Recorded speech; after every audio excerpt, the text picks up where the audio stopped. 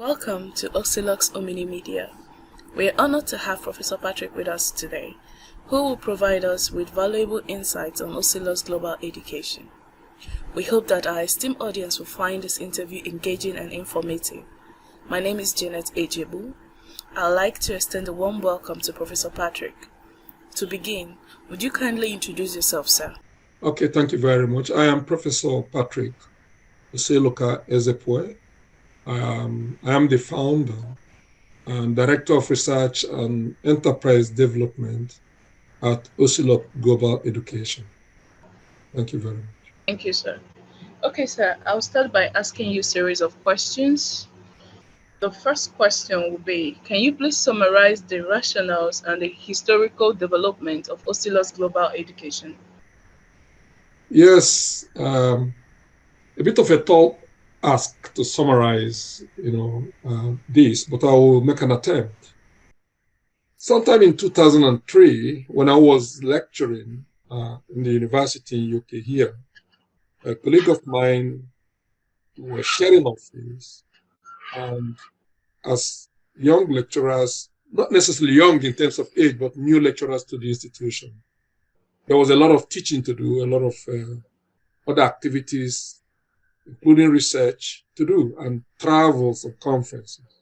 And one morning, he did mention that he doesn't understand how one can manage all these facets of work and still have a life, something like that. And then we just had some brief discussions around that, and I went away. On my way home, I was kind of ruminating over this, and, something just struck me that if we could use the metaphor for how an old woman in Africa cooks on firewood, having three kind of blocks, forming a kind of a tripod on which she will put the pot and then start putting things into it. That if we're able to structure academic work to rest on three legs, very robust, pillars, that might bring some dynamism into what academics do. And that is how I decided to develop that concept, which I later called the corporate academic model. And that consists mainly of one of those blocks being the primary research domain in which the academic resides, like somebody maybe is a statistician or mathematician, or somebody is a biologist or a geophysicist, those particular disciplines that are the main subjects studied by those scholars. We'll call them the primary research domain, or supposedly that they are doing a lot of research in that area. Or it could be an area in which they have migrated after their initial studies in another area. So whichever area they want to do more of their research and publications, we call it the primary research domain. But I thought about trying to also bring in a more fertile ground around that particular PROD that can enable an academic to add more value by having, areas of practice where the constructs or concepts that were mastered in that PROD can be applied meaningfully. And I call that one the primary application domain. So that's the second block. And I thought about this, that if you have to plant some food crops, that you need manure to be able to prepare the ground to make it more fertile for the produce for the yield to be more. And the equivalent of that kind of manure is another block, the remaining block that I called the general cultural literacy. And this is a system of wide readings, not only around the PROD and PAD, but also other cognitive disciplines. This will enable an academic to hold conversations across disciplines, even if that academic decides, is specialist in some areas, or is known to be a specialist in the PROD, or is known to be somebody who applies a lot of his learning in the PAD. So this gives me the old woman's tripod, refracted on the lenses of academic work.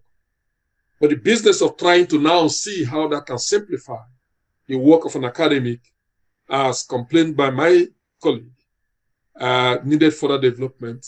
It needed some mathematics, creating a mathematical system for that.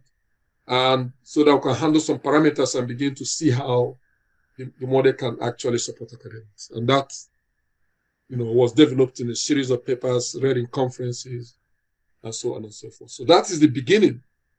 And then later on, because the whole idea started gaining currency, we decided to start, build a little website to bring some academics together. Initially, the academics I knew more of were from Africa, where I came from originally, Nigeria. And then we called the initial platform we built the African Higher Education and Research Observatory. Later on, as we interacted with other academics globally, and as we also ran a lot of internships and apprenticeships for students that we are trying to benefit from our ideas from some universities who paid for that service. One of them mentioned that the problems in Africa are also global, that developing countries generally of the global south do suffer from those kind of problems. So the student literally, requested that we kind of broaden it to be Afri World. And that is how we are today, also called Afri World Higher Education and Research Observatory. I think as we proceed in this meeting, in this interview, I will be able to talk more about how some other platforms came out of that, Afri Hero or Afri World. I can only say that later on we decided to think of publishing way back in 2008, and even John Wiley was approaching us for strategic partnership. By then, I hadn't even got any publishing platform, but I had a philosophy of publishing that was pretty radical, and that I think attracted the attention of John Wiley UK, and we had a meeting and all those type of things way back in 2008.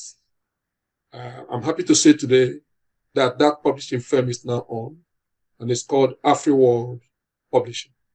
And there are other platforms that we also built after that, to support.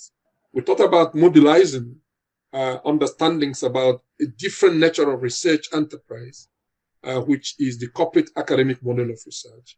And we built another platform called GLOTRES, Global Tuition and Research Support Services. That is why we train, highly innovative PhD techs, not PhDs, mind you, PhD techs. That is a combination of traditional PhDs and the kind of PhDs that can galvanize, socioeconomic development, innovations in research, integration of knowledge, applications, and teaching. Something quite different, and something we know that can actually catalyze the development of different countries, even the developed ones, put more momentum in what they're doing, but more importantly, the developing countries of the global south, whereby academics now will stop being traditional. They will be both traditional but corporate. They will be able to do stuff with knowledge instead of talking about knowledge. That is, I've only talked about a few platforms now, but there are a couple of others. We decided to also mobilize a secondary school teaching platform to begin to train younger minds and catching them young. And that is called the 7E Master Tutors. And just recently, we were requested by some people who are interested to plug the gaps in the teaching of subjects in universities, and we created another platform called 7E Professor. Because of my interest in analytics, being a statistician actually, we also built an analytics platform called Sigma Z Analytics, also trading as Oselux Analytics Limited. And a global analytics arm of that is currently being enshrined within that website. So these are the nature of things we do. More importantly also, we set up a Skills for Students, Graduates, and Startups Academy to mobilize deeper skills acquisition that cuts across model building, integrated business modeling, the philosophy of the corporate academic model, how academics can actually come over or transit to that kind of model, the training of students that can hit the ground running, in any organization whatsoever. And also the capacitating academics to be able to add value across wider domains than just academia.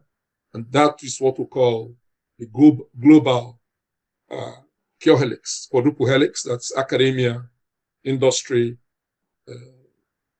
government, and wider society. So that is what I can call a snapshot of the evolution and the origin of the corporate academic model, which is now called fondly the global corporate academic model, or global corporate academicism. It's not that we are jettisoning the entire infrastructure or paraphernalia of traditional higher education, but we are saying that it's currently puerile, in my view, and doesn't solve the problems that society needs to be able to develop. Thank you very much. Thank you very much, sir. Okay, sir. My next question will be, what is the driving vision of Oselux Global Education? Yes, the driving vision of that is what we articulate as the Oselux vision. That is a vision that actually sustains my life generally, because, and it's easy to think about it, to say the vision, if I want to recall it, is something like to live a spirit-filled, project-based life, transforming and democratizing global education and change. That is the key there. But the elements involve also upscaling global citizens, creating from research, teaching and learning, artifacts and products and services, you can call them offerings, including firms, digital firms, hybrid firms, wealth that is creating opportunities for selling or marketing those products and services to solve users' needs as well as client needs, as well as, of course, organizational needs across the world, thereby enhancing the happiness and joy of not only citizens, but also societies across the world, While doing that, ultimately also developing a different publishing system for disseminating the ideas. That's the vision. And if you look at it, that vision is quite deep. To get an academy to do all those things, he has to come out of the classroom. It's as simple as that. And that's what we want to do. Thank you very much. Thank you very much, sir. My next question is, how would you measure the success of global corporate academics?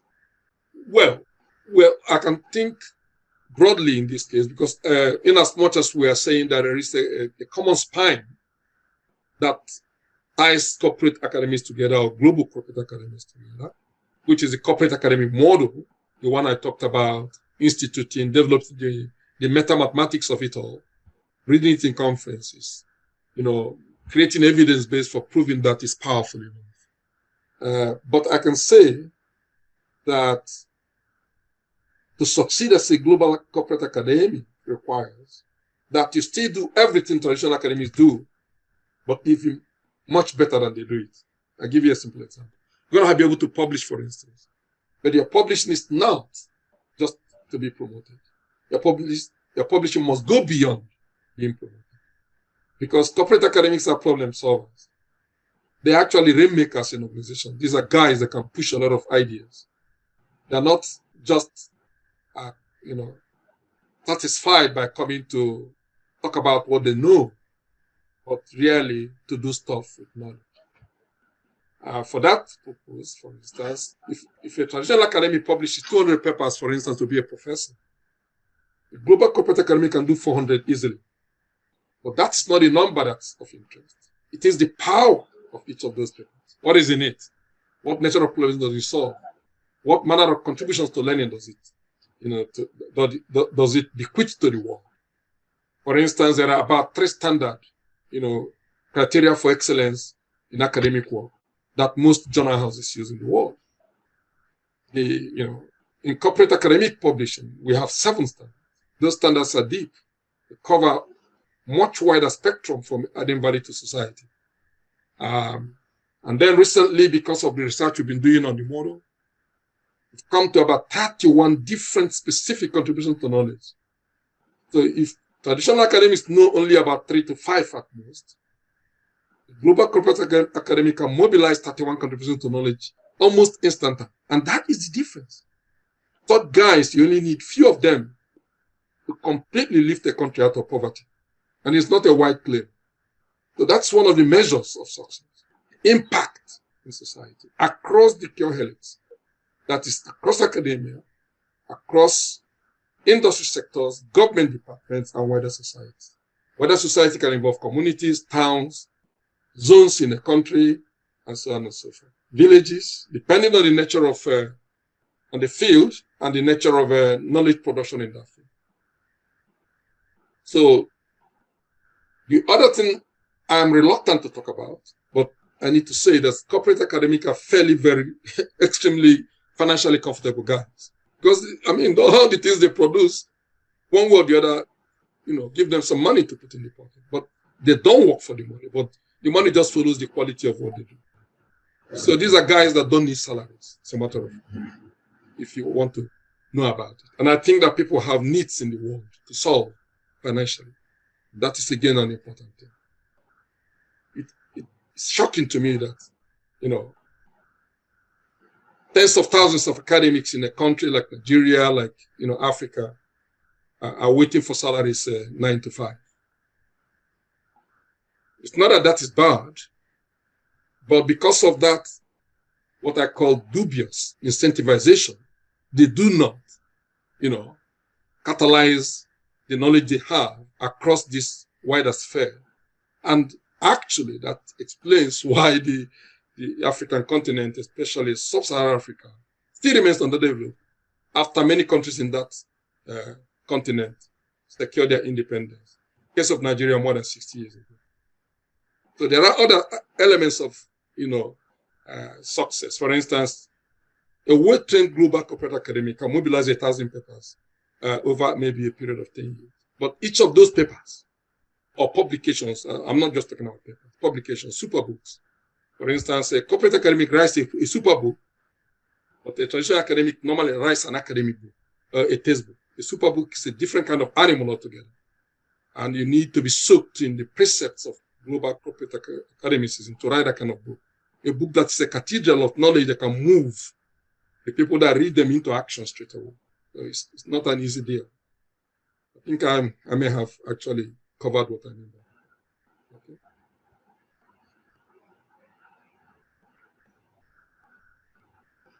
Okay, sir. Thank you very much. And while talking about the first question, you mentioned about digital platforms. I'd like to know what kind of digital platforms constitutes Oselux Global Education and why? Yes, well, Oselux Global Education is just kind of a parent name. Another name for Free World Higher Education and Research Observatory, which is UK registered in. But in terms of being able to do stuff, you need some kind of specialized digital platform. One of them, for instance, is the one for training PhD techs. This kind of spirit beings who can galvanize action in a society much faster than traditional academics can do. That platform is, I think I mentioned that, it's called the Global Tuition and Research Support Services Blocktrace. And we then have a website for that. There are training going on there involving something like Advanced Research Methods Academy, Advanced Business Development Academy, and then also a follow-on program for anybody that goes on each of these pathways, so that we can continue to support that person over the years in enhancing their careers. That could be through other ways, just developing their research skills and the ability to apply those to the creation of products and services, or the creation of, companies. It can be about their careers, coaching them on the pathways of career progress. It can be about their health and well-being. It can be about it can be apprenticeships, but follow-on programs on that particular platform presupposes that that person, being an academic or a professional, is being supported to be the best that they can be wherever they're actually working or whatever they're doing for themselves. Another platform, of course, is the one that we use to do analytics. Well, that's my baby, as a matter of fact, because I trained as a statistician. But my BSc, my master's, and my PhD are all in statistics, of course, different kind of. At the PhD level, of course, that was mainly stochastic modeling in mathematical biology, which I later on started using those constructs in mathematical finance, for instance, providing doctorates in that area, and also covering areas like, what you call empirical finance, for instance, stock market characterizations and development, portfolio theory and management, all those kind of applications in banking, finance, insurance, economics, and then, of course, there are other platforms we needed to form as the need arose. And those include, one is the skills for students, graduates, and startups academy, SSGS Academy. It's on LinkedIn, it's being cascaded across all socials. It also has a WhatsApp platform where both academics and students actually interact. That one is a big one because there are over 300, skill sets that we want to actually train people on using that particular platform as a conduit. And those skill sets are reinforced by what we do within the so-called constructs of global corporate academicism. They involve, for instance, what we call the 5 forces and the 7 E's of enterprise development. 5 forces is quite another area. 7 E's is about all the nature of soft skills that one requires to be, whole person developed. That's to be trained totally. In thinking, in action, in research, in doing things, project management, and so on and so forth. So that platform is there. Another platform I think I can mention is the one for, in the analytics one that I talked with is Sigma, also called Oselux analytics. We do all manner of analytics, data science, for instance, business science, statistical modeling and information modeling, integrated business analytics and development, computing and information technologies, and all manner of technologies that support the digital economy. We normally call them DDAT, data, digital, and technology. User research is massive there because there is what we call UCD, user-centered research and development. It contains disciplines or practices that cover user research, service design, development ops, communications and policy, content design, prototype development, delivery management using agile or Wagile, systems, for instance, and all the technologies that actually underpin those. Of course, we also do applied statistics in clinical data analysis, supporting, drug firms, big pharma with analytics that is used in drug development. Of course, quality control, all manner of statistical applications. That is my natural home. So that is analytics. I've talked about the secondary school platform for mobilizing what I call arguably the best way to teach secondary school students, which is called accelerated mastermind learning using a mastermind approach, which was actually articulated by Rosa Nichol in 1997, but we've actually adapted it to the teaching of physics, mathematics, mathematical sciences, economics, and any other subject, secondary school. And the complementary platform I mentioned before, if you remember. Okay. I think we need to go to the next one, okay? Okay. Thank you very much, sir. Yeah. I'll continue with this. Thank you so much. Okay. What are your plans for ensuring that Oselux impacts what you call the global Q helix? My plans. Come again on this question. Okay. Okay. What are your plans for ensuring that Oselux impacts what you call the global Q helix? Okay. Yes. The global Q helix, to recall, is a name we'll give to those 4 main areas in the world where people can add value: academia, government departments, industry sectors, and wider society. So we have plans for each of these.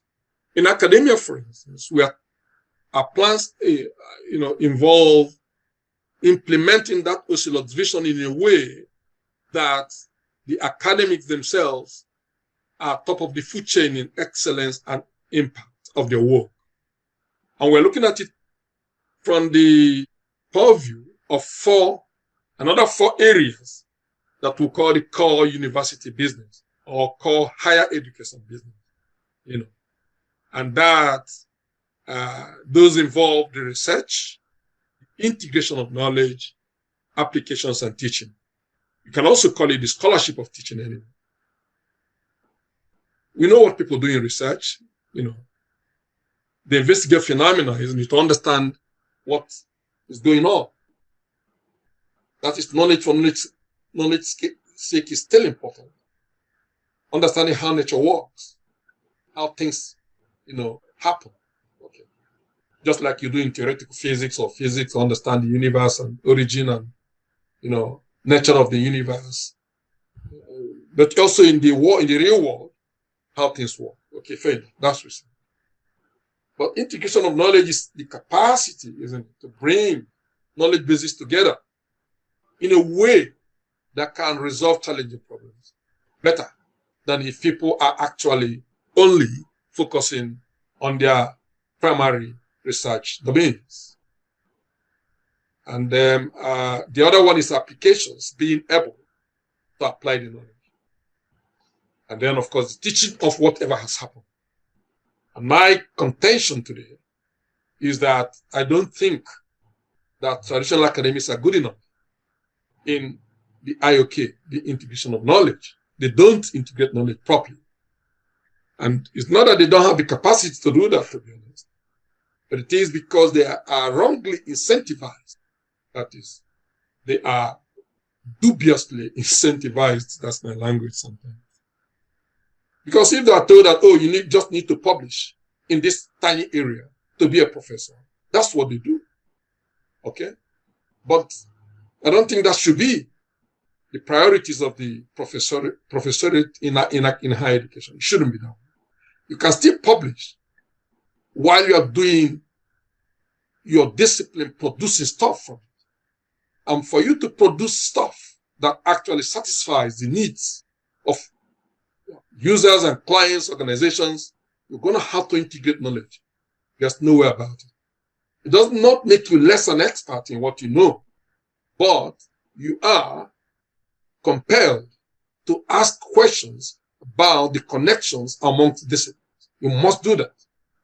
And the metaphor for explaining that is something like, how do you know, if supposing you are blind, how do you know that an animal you are trying to feel around is an elephant? It's so big that you must touch the trunk, all different parts of his body to be able to start saying, no, this must be an elephant because it's not a lamb. It's not, and each of those different parts of the elephant are different disciplines. But because they are all part of one animal, they are cognate, they are connected. And what traditional academics don't realize is that this is the way they have to